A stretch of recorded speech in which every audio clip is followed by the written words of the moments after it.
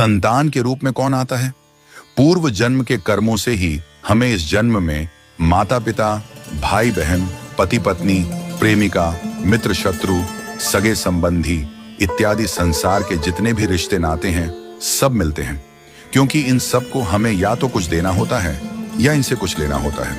वैसे ही संतान के रूप में हमारा कोई पूर्व जन्म का संबंधी ही आकर जन्म लेता है, जिसे शास्त्रों में 4 प्रकार का बताया गया है। 1. अऋणानुबंध पुत्र।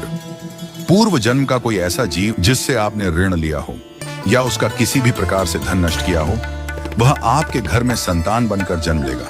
वह अपना धन बीमारी में या व्यर्थ के कार्यों में तब तक नष्ट करेगा जब तक उसका पूरा हिसाब न हो जाए। 2. शत्रुपुत्र।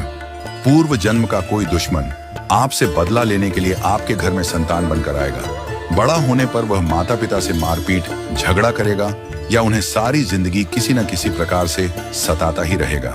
वह हमेशा कड़वा बोलकर उनकी बेइज्जती करेगा और उन्हें दुखी रखकर ही खुश होगा। 3. उदासीन पुत्र।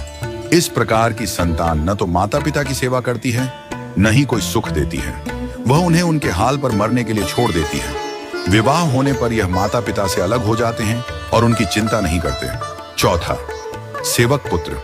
पूर्व जन्म में यदि आपने किसी की खूब सेवा की है तो वह अपनी की हुई सेवा का ऋण उतारने के लिए आपकी सेवा करने के लिए पुत्र बनकर आता है। जो बोया है वही तो काटोगे। यदि अपने माता पिता की सेवा की है तो ही आपकी संतान बुढ़ापे में आपकी सेवा करेगी, वरना कोई पानी पिलाने वाला भी पास न होगा। आप यह न समझें कि यह सब बातें केवल मनुष्य पर ही लागू होती हैं। इन 4 प्रकार में कोई भी जीव आ सकता है। यदि आपने किसी गाय की निस्वार्थ भाव से सेवा की है तो वह भी पुत्र या पुत्री बनकर आ सकती है।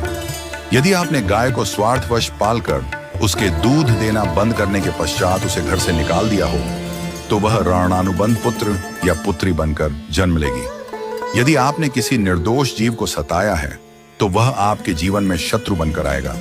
इसलिए जीवन में कभी किसी का बुरा न करें, क्योंकि प्रकृति का नियम है कि आप जो भी करोगे उसे वह आपको इस जन्म में या अगले जन्म में 100 गुना वापस करके देगी। यदि आपने किसी को 1 रुपया दिया है तो समझो आपके खाते में 100 रुपया जमा हो गए हैं। यदि आपने किसी का 1 रुपया छीना है तो समझो आपकी जमा राशि से 100 रुपये निकल गए। जरा सोचिए, आप कौन सा धन साथ लेकर आए थे और कितना साथ लेकर जाओगे? जो चले गए वे कितना सोना चांदी साथ ले गए? मरने पर जो सोना चांदी धन दौलत बैंक में पड़ा रह गया, समझो वह व्यर्थ ही कमाया। औलाद अगर अच्छी और लायक है तो उसके लिए कुछ भी छोड़कर जाने की जरूरत नहीं है, वह खुद ही कमा लेगी।